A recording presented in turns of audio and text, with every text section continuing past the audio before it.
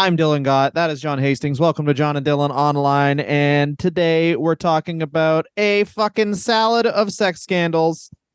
John, you pick one. I got Pat O'Brien that I'm going to edit in shortly. Check this one out. We're going to stop. Dylan, this week we're talking about Pat O'Brien, who was the lead reporter of Entertainment Tonight for a million years. He was born in 1948. And you're probably thinking, why are we talking about him? Because he's pulled a special place in my heart is what he got fucking annihilated, left all these voicemails on a sex worker's thing, and then she turned them over to the press. And he had to go on a press tour being like, yeah, I don't even remember those voicemails. And they are the creepiest, funniest thing. I laughed my dick in the completely about. So here's the problem with Pat O'Brien's voicemails is they got eclipsed by the Mel Gibson voicemails in the same way of Nirvana eclipses Guns N' Roses, but I still say Guns N' Roses as culturally as impactful. They just weren't impactful with fucking theater dorks. That is a very, very good, like Guns N' Roses is like the apex of hair metal, like the actualization of hair metal. Exactly. And then Nirvana kind of tears it all down immediately. Pat O'Brien is the Guns N' Roses, and that it is just pure fun. It is just a man who's been in entertainment unchecked. This man has been unchecked in entertainment for fucking years. He is on Epstein's Island. He's fucking organizing the island. He's picking out the chairs, correct. Baby. I'm not going to kids. God fucking damn it. I drink a Tom Collins and I want to have sex with a woman. You know what I mean? That's who Pat O'Brien. He's fucking in it, like to the point where, sorry to cut you off, but like he's in it to the point where like, I remember everyone thinking like, oh, I guess his wife's going to leave him. But then if you listen to the voicemails, which we will in this episode, he's like, it's him and his wife are fucking this woman. Yeah. I got news for you. So they're what? They have three ways. And then everyone's like, oh, wow, this guy's life's pretty good. Let me say this about Pat O'Brien. He's just a moneyed broadcaster. And it's one of those things where it's like, he literally doesn't need to worry. He's like, he's like Ron McLean in Canada. Why does Ron McLean just get fucked up and shirtless every time he goes out? And it's because it's like, he doesn't give a fuck. It's called fuck you money. If you are just a journalist with no kids on Entertainment Tonight for at this point, it would have been 20 years. It's like, how much money does he have in the bank? Enough. He'll be all right. He's got threesome prostitute booze money. Oh, yeah, he does.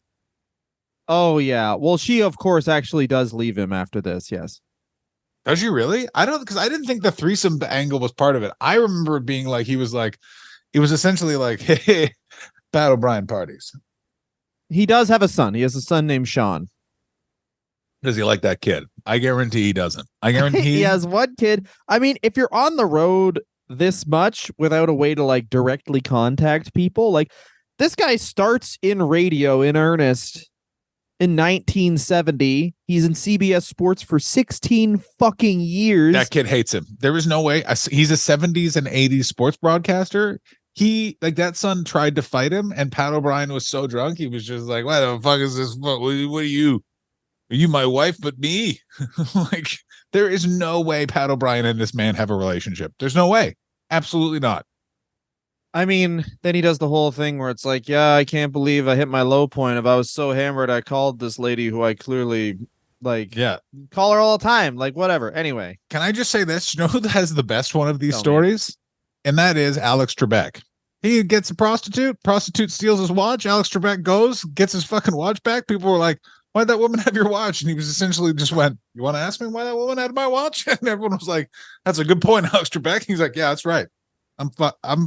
I am from rural Ontario, and people don't see that in me, but sometimes people see that in me. Alex Trebek's clear number one of all time is when the lady's talking about nerdcore rap. And then he goes, so you're losers. Like, he lets her describe nerdcore rap for a really long time, and then just a pregnant pause, and then just like a judgy grandfather is like, so losers. And it was like, I think after he had just been like, I have cancer and I'm gonna pass away anyway. Yeah. The thing you're saying is fucking dumb, baby. Anyway, and then soon I will expire. And thank God, because then I won't have to deal with you fucking nerdcore beachas. Ladies and gentlemen, we are on the Pat O'Brien Wikipedia. It's currently not loading, so I don't see or hear any of the audio, but I assume we're about to get some lovely audio. There you go. Are you playing the audio, Dylan? It was pause share. 1 second. You fuck. Hear it now. Can you see it now? No. Blank screen. It's a screen of black and white lines. Can you hear this? Yes, I can.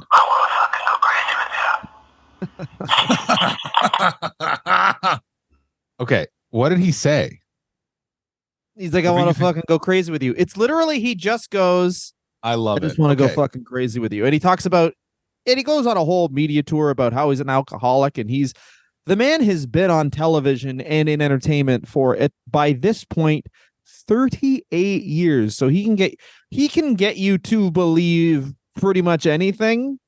The interviews are like a man who, because he's interviewing himself, like he only goes on these it's even shows where so they're not going to try and get him, you know. So what are the shows he goes on in his apology tour? Are the Bubba the Love Sponge show, which is like they were at functions together. Bear in mind, the Bubba the Love Sponge show, that's 2005. Bear in mind, at the time, Pat O'Brien is sat in the studio talking to Bubba the Love Sponge about how he recorded a dirty voicemail on a sex worker's voice memo or voicemail inbox. Hulk Hogan is bawling Bubba the Love Sponge. No, Bubba the Love Sponge's wife it's in 2 years from now. So this happens before. This could be the idea. Hulk Hogan said, "Oh my God, brother. Maybe there's some way I could fulfill my sexual fantasy of eating too much and then receiving a phone call from my son next to your naked wife, brother. Hey, dude, how about this idea, dude? How about I have sex with your wife, and here's the other kicker, dude. I say racial slurs." Yeah. Hey, what you gonna do, Bubba the Love Sponge, when I somehow become the winner, even though I make a video where I do nothing but bad, rude things? Okay, more voicemails. Oh, go ahead. It's still not as good as the Mel Gibson one. This is the problem, is I'm listening to it and I'm just going, but when is he going to scream, "I'll burn down the house and then you'll blow me"? But here's the thing. Mel Gibson was anger towards women and racism. This has none of that. This is just a man. This is just an old man. Fucking. This is an old man who's so desperate that a sex worker doesn't want his money anymore. Do you understand how... Where it's like, listen, we're both in the gig economy. Can you imagine how shitty a gig has to be for us not to be like, I don't want to make $10,000 tonight? I guarantee it's not even because he does anything creepy or weird. It's just so boring where like his dirty talk is like, "Fuck me," the way that they fucked John Madden at the end of that Super Bowl. Like it's all just like weird old man references. You know what I mean? Like, tell me I'm Larry. Tell me I'm Larry King. I should have been Larry King. Yeah. Fuck me the way that Mike Wallace fucks those business owners on 60 Minutes in the 50s. Here we go.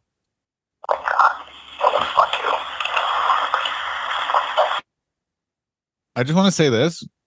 I like the idea of calling a prostitute and just being like, "Let's get some dirty." Can you hear it all? I heard him say, "I want to fuck you."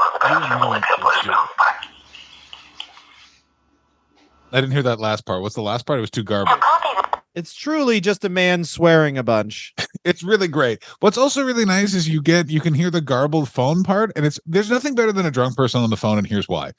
They are constantly forgetting they're on the phone, and when they remember they're on the phone, it suddenly becomes the most important thing to them in the world. But you get the full emotional arc with each sentence, which is you get the like raspy, weird knocking of the phone against his face because he's drunk as fuck. And then he's like, "Oh, how the fuck am I? Oh, that's right. I want to fuck her. I want to fuck you." And then he forgets completely why he's on the phone again. So he moves the phone. "Oh yeah, I don't know what to do. Oh yeah, I like alcohol. What else do I do when I'm drunk? I want to fuck someone. I want to do it. Let's do this. But what do I want to do? I want to fuck." And then he hangs up the phone. Like it's just also what a baby boomer. And then it's just like he's like, no hello, just immediately right into a list of demands. And this is the best thing. It's like he still essentially goes like, "Yeah, I was an alcoholic, whatever." And then he's just on less popular versions of the exact same show. Well, it's very funny. Okay, so in 2005, he issued a written statement announcing that he was heading to a rehab facility. The voicemail started to make appearance and rounds on both the Love Sponge Show, the Wendy Williams Experience, the Howard Stern Show, and the Opie Anthony Show. In 2005, he was interviewed by Dr. Phil on a primetime special to address the reasons behind his alcohol and drug use since the 1960s, as well as his experiences in rehab. This is so fucking insane. Like they basically tried to free Britney Pat O'Brien in reverse. They tried to cage Pat. He returned. He returned to the Insider after a large break. In 2005 after that, and then in 2008 it was reported that he was headed back to rehab. Why? Because you can't fucking keep Pat down. And he returned after Donny Osmond refused to actually replace him on the show and was finally fired September 8th, 2008 from the Insider. And where the fuck has he been since? I don't know where the fuck he's been. He's 75, dude. Oh, he's just an old man now. Yeah, he's an old addict. He's just an old drunk guy. Oh, I guarantee his apartment smells. I mean, he probably has a super fucking lit ass house. I guarantee it's a condo. I can predict. Where does he live? Where is he supposed to be based? Is he based in LA? I'm guaranteeing 100%.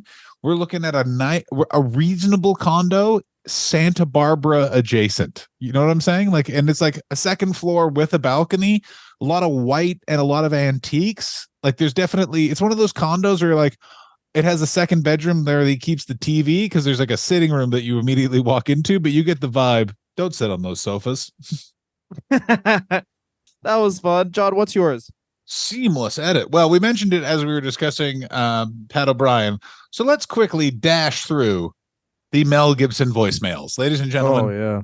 Oh, why wouldn't we? For those of you who do not remember, Mel Gibson, so here's the thing with Mel Gibson. Mel Gibson was raised by a Holocaust-denying man who thinks the Catholic Church is bad when they did Vatican II. So essentially, Mel Gibson was raised by an asshole monster who. Here's a real warning sign. No excuses. Can I redo that? Yeah. Can I redo that? Okay. Mel Gibson was raised by a liberal Australian. Continue, John. That's correct. Thank you, Dylan, for clarifying that. He was raised by what Australians consider middle of the road. Praise him. Praise him, of course. No, here's the thing. With Mel Gibson, here's a real warning sign. If your dad lives in the middle of nowhere, America, and goes, this place is too fucking lib, we're going to the middle of nowhere, Australia, bring a fucking helmet, baby. Like, holy shit. Mel Gibson's dad has appeared in such places as at a Holocaust denial conference as the keynote speaker in Iran. Fucking as the keynote speaker. Like, here's a man who will not get out of his Jeep. Just put the fucking microphone in the Jeep. I'll tell you a bunch of whole things about this. Sorry, I'm making a grilled cheese with a lighter. The only meal that you can actually eat. Excuse me. I just want to say this, Mr. Gibson. This is our Jeep. Are you living in there? Where I may or may not live is none of your fucking business, first of all. Thing. People would say it's a trunk, but the way a Jeep is made, the trunk isn't technically a trunk, so I more live in the second back seat. Any other questions about the Holocaust? Yeah, a couple of things you need to know about me. One, my son is very wealthy, which makes me right. Two, this place is a Muslim country. Iran is bad. I'm the best. Click of gun noises. Never mind. So exactly. Mel Gibson is also raised in that, like, his dad used to grab him by the face and was like, you better be the one that's successful. If not, I'm going to kill you. So Mel Gibson's is coming from a place of just, what the fuck? What's his mom like? He never mentioned, not discussed, which, that's not good. Scared. Yeah. My dad's the worst and I love him. What about your mom? Well, she was kind to me, and as we know, that means she was trying to turn me into a girl, which is bad. So I hate her.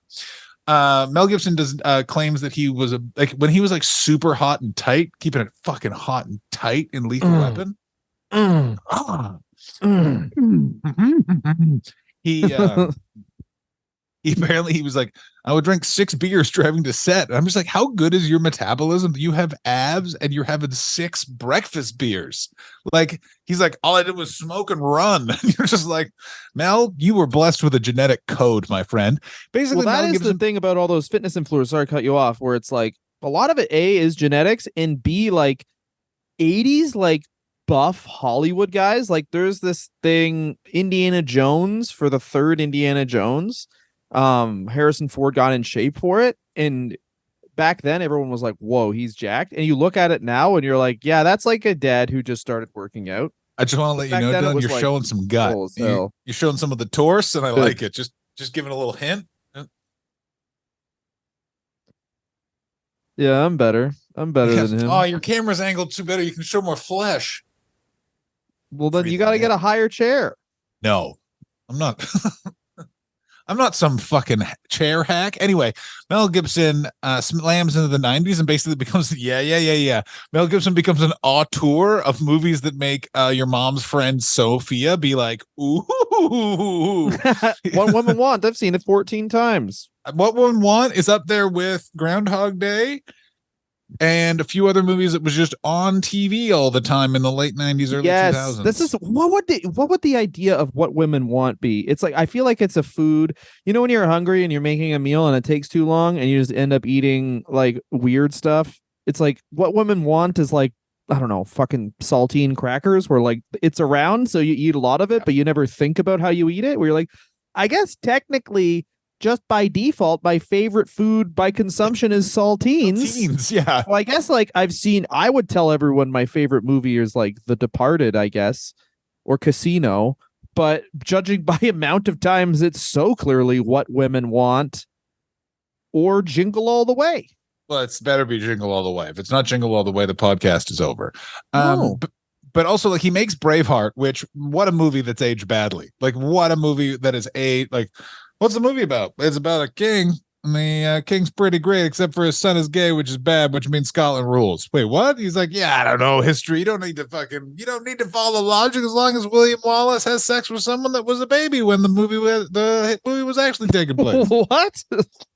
So the historical inaccuracies in Braveheart that are so insane, where it's literally like he goes out of his way to be like, Longshanks' son is gay. Gay is bad. That gets always brought up. Also, like, there's all these historical inaccuracies over like what William Wallace did, how William Wallace was presented. It's implied that William Wallace has sex with the princess, and then the princess is pregnant with William Wallace's baby. And like every Scottish person is like, first of all, can you not like change the history of our country that's ignored for so long because we were fucking occupied? Second of all, like, that's not what happened, and it's just weird, like all this sort of stuff. But we need to say Mel Gibson is a type of star that people don't understand how big he was. Like he was like, imagine if Tom Cruise, when he's not making action movies, then directs blockbuster like epics that like immediately win a bunch of Oscars. Basically, like Braveheart was so big and popular, like people yelled freedom for years, you know what I'm saying?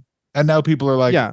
Very inaccurate. That's what Mel Gibson was like, if you know how every action person does, you do action movies and then you do a comedy, but the comedy doesn't even gross that much. It's just more so that like, so you're not the action person. It's like a palate cleanser. Yeah, correct. He does those comedies, but they are also #1 hits. Yeah, like it's like him, Julia Roberts. Who else? Mel Will Gibson Smith was the MCU. Think about it this way. So you think to make the MCU, yeah, the MCU is not. Yeah, that's. I read a whole book on this, but it's like the MCU and all this shit.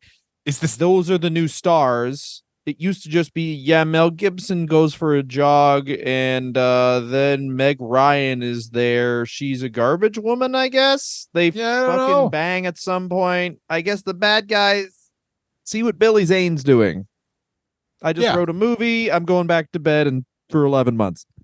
You're correct. Like, you have to understand, like, they basically, like, the guy who Jerry Bruckheimer's partner, whose name I never remember, fucking something. Oh, I remember it. It's Jiz Titterson. It's Juice Henderson. Yeah. The guy who did so much cocaine that he hired a doctor to get him sober, and the doctor ended up overdosing on drugs and dying. Come on. My name's Jizz. You're come now. Yeah, wow. West? What the fuck was his name? God damn it. West Jizz, bitch, bitch. Jizz? It was West Jizz. Said that it was no. It was pissy, bitch. What's great is I think it was West Jizz. Yeah, well, that's a real name. It was definitely. But anyway, yeah, Mel Gibson Don was Simpson. I'm thinking the of industry. Don Simpson. Man, Don Simpson. I think next week we got to do the Kramer thing because the Kramer thing is great. But right.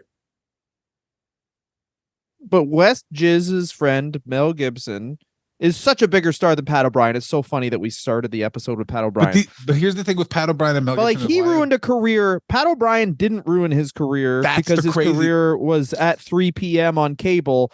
Mel Gibson's career was like, you make an industry 10% of their money. You're also missing an element, which is Mel Gibson already got forgiven for one of these, which is Mel Gibson did a live performance version of the Pat O'Brien tapes, but with an LAPD officer outside of the restaurant Moonshadows in Malibu. So basically what everyone forgets this part of it, which was my favorite. Hello, sugar tits. What's going on? But that's a man who's like also from a small town and untouchable. Correct. That is a man whose dad has grabbed him by the ears and just went, if anyone says no to you, just hit them. Like literally just, yeah. So Mel Gibson basically is a fucking auteur. This is all culminates in Passion of the Christ, which no one would make, which is he wants to film a shot-for-shot remake of what Catholics think happened to Jesus when he died. And as a result, Mel Gibson finances it himself and has the most successful independent movie of all time, which means he gets all of the money that a movie studio would usually get for that movie. So Mel Gibson post Passion of the Christ is an untouchable, like he has Russian oligarch in the early 2010s money. And just like, here's something you shouldn't do. Give $100 million to an alcoholic who already is a narcissist, because guess what's going to happen? He's calling someone sugar tits. But also, so which voicemails are we talking about? Were we talking about the abusive voicemails towards his girlfriend? Are we talking about his racist rant?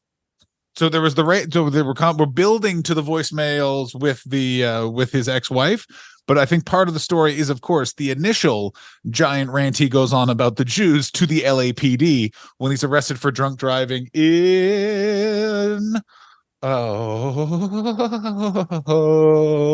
2007, I believe.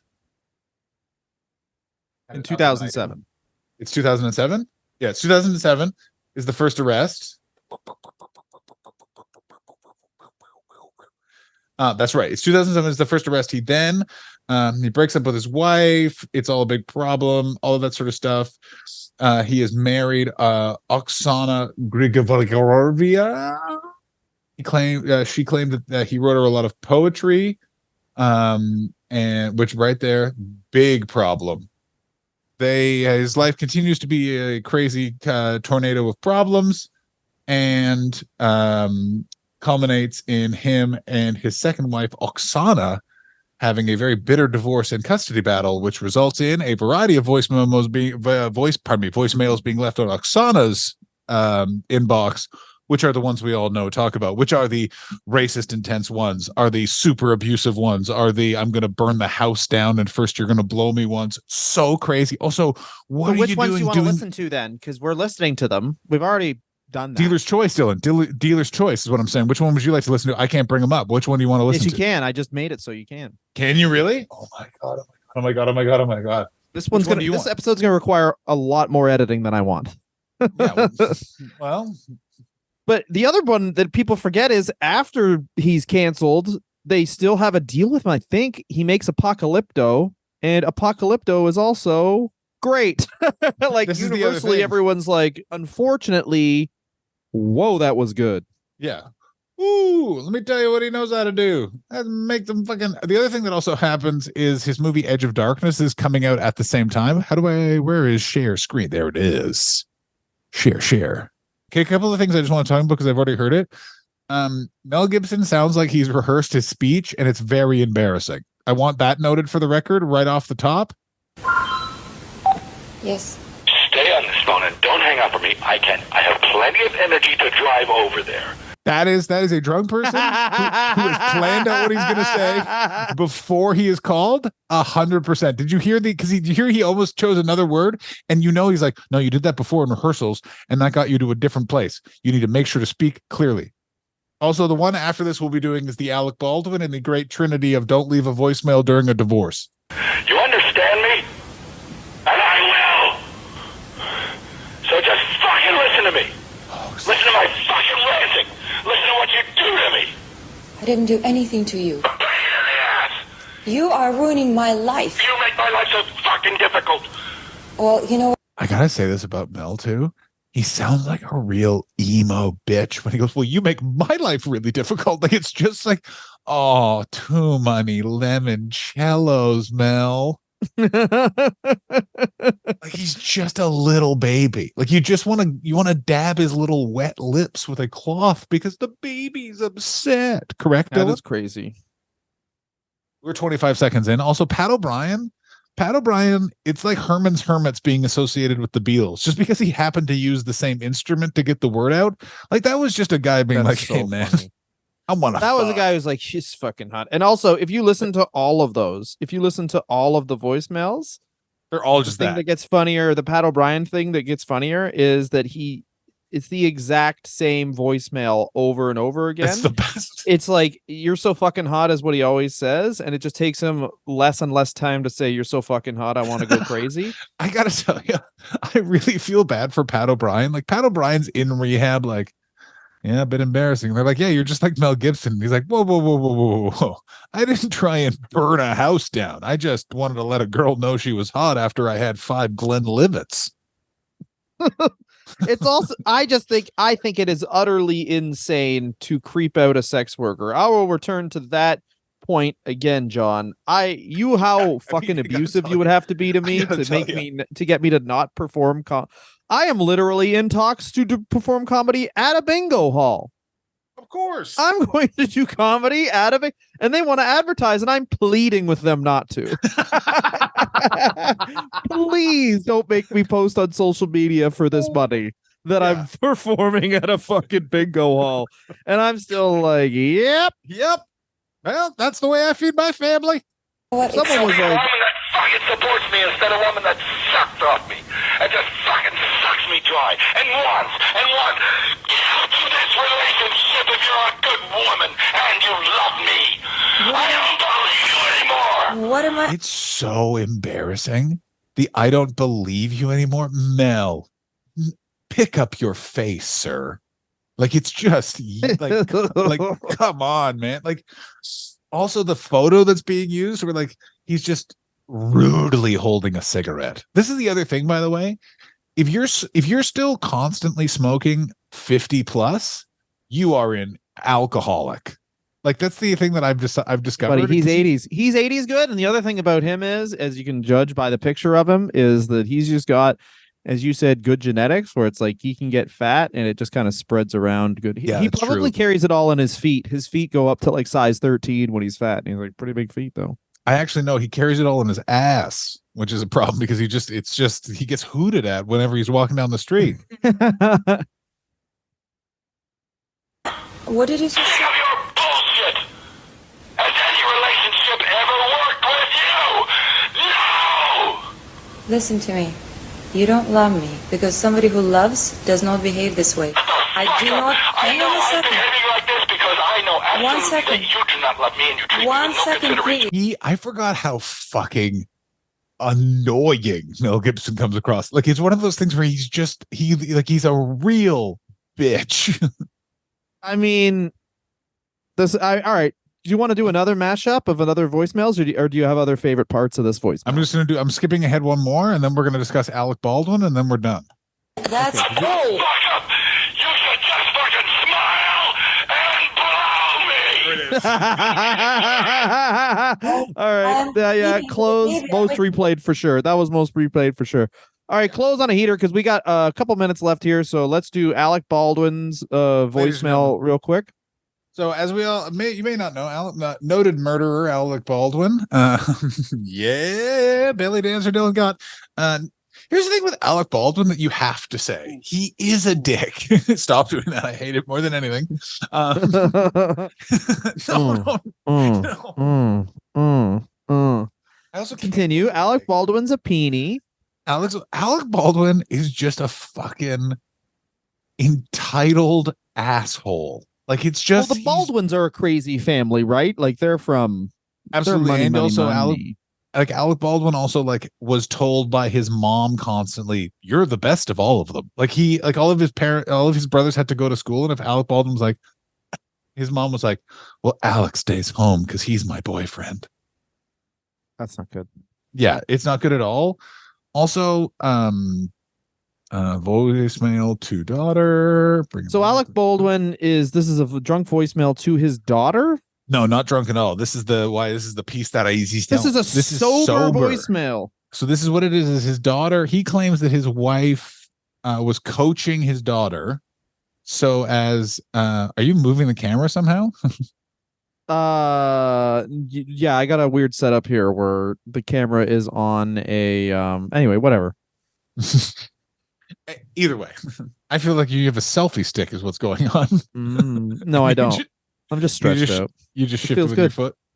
Anyway, they are going through the middle of a bitter divorce, and he claimed that his wife was withholding affection from his daughter, and it was driving him crazy because he had to spend like $10,000 to get her on the phone, and then she wouldn't be available. And what like therapists have later said to Alec Baldwin, which he's admitted to, which is like, yeah, that's all well and good, but if you hadn't still left that voicemail, still not a problem. Like, don't call your daughter a pig. Okay, well, you're spoiling it. If they don't know, like it's also the thing to remember. I don't know. The other ones were to adults. This lady E-Bombs World. How long ago was this? Oh, I'm gonna say 2006. This is around E-Bombs World. This is like height of E-Bombs World. This is real inside baseball for this program. Hey, I want to tell you something. Can you hear that? Yeah. Also, am I the only one that is shocked about how bad phones used to sound? Okay, and I want to leave a message for you right now, because again, it's 10:30 here in New York on a Wednesday, and once again, I made an ass of myself trying to get to a phone to call you at a specific time. When the time comes for me to make the phone call, I stop whatever I'm doing. You're talking to a child. This is to a child. Never forget. No. You're spoiling it because I read a transcript. I know when I make that phone call at 11 o'clock in the morning in New York, and if you don't pick up the phone at 10 o'clock at night, and you don't even have that goddamn phone turned on, I want you to know something, okay? I'm tired of playing this game with you. I'm leaving this message with you to tell you, you have insulted me for the last time. Oh my God. This is the worst one of all. You don't have the brains or the decency as a human being. I don't give a damn that you're 12 years old or 11 years old, that you're a child, that your mother is a thoughtless pain in the ass who doesn't care about what you do as far as I'm concerned. You have humiliated me for the last time with this phone. And when I come out there next week, I'm going to fly out there for the day just to straighten you out on this issue. I'm going to let you know just how disappointed in you I am and how angry I am with you that you've done this to me again. You've made me feel like shit, and you've made me feel like a fool over and over and over again. And this crap you pull on me. Oh my God, it's embarrassing. That is crazy. That is with this goddamn phone situation. It just goes on from there as far as I'm concerned. All right. Well, so John, let's wrap this one up. If you can rank them. I just have one comment to say, by the way, which is that is such a, by the way, a dad that's not been as around as a regular parent complaint of like, let me tell you, I'm going to come a great distance. And then I'm going to sort you. It's such a funny thread. It's like, what are you going to do? You're going to put your fist next to them while they're stood near a wall? What are you talking about, you fucking baby, Alec Baldwin? You're such a loser. But like, all of these voice memos are just the rant. Two of them are the rantings of a loser, and one of them is the rantings of a king. The order goes as such. All right. So yeah. All right. Rank them from funniest to funniest to unfunniest, and then saddest to best, and then we'll get out of here. And next week we're going to talk about the Michael Richards flip out. Saddest to best. Best is Pat O'Brien. That's almost good fun. And he ended up with divorced, and he made a sex worker. So he's such a loser. He made a sex worker uncomfortable. That's nothing but Pat, you fucking prick. And then it goes Alec Baldwin in terms of just being such a piece of shit loser. You're doing this to your daughter. That is sad. That is sad as hell, John. It's not fun. It is sad as hell.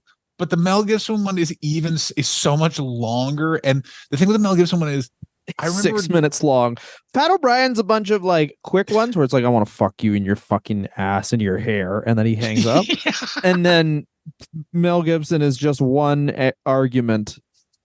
I just want to meet you at the cream corn stand. It's like Pat O'Brien ones, and then the other two are just Pat O'Brien is a drunk guy just being silly. The other two are fucking assholes being themselves. That's the difference. Is Pat O'Brien, you could have a nice French dip sandwich with him, and he'll tell you the story. Hey, yeah, your phone. Make sure your phone's off. You know me around phones. You know what I mean? And the other two will just be awful to speak to about it. Like I guarantee Alec Baldwin will be like. There are two sides to that story, actually. And do you know how I'm pretty busy? I was pretty busy. I was narrating the New York Philharmonic's PBS broadcast, and I had to leave the sound booth briefly to call my daughter. So the least she could have done is fucking acknowledged it. Love yelling at someone where you, for the first 2 minutes of the phone call, assume they're an adult, and then is revealed they're a 12-year-old. I guarantee that Kim Basinger, like, listened to this and was just like, that is the other thing. Her mom is Kim Basinger. Yeah, his mom is hot Nicole Kidman, Kim Basinger, ladies and gentlemen. That is fucking insane. Well, next week we're going to be back with the Michael Richards flip out, which we obviously know a lot about. I know a lot about. The greatest television appearance of all time, Jerry Seinfeld on David Letterman, where he's like, hey, I know that one of the main characters of the show just yelled the N-word at the top of his lungs, but still buy my DVDs. I need to build a hotel on the moon. I have more money than God, and I still, I guess, need more. Yeah. You know those circular, you know how parking lots are so expensive in New York? Yeah, well, I'm part of that problem because I bought one just to keep all my Porsches near my apartment so I can see them. Did you actually do that, Jerry? Yeah. Yeah, you fucking suck. Maybe you suck. Hey, so what's the deal with I think that if you don't earn enough, you weren't good enough. Good night, everybody. Good day. Good dishes. Good running.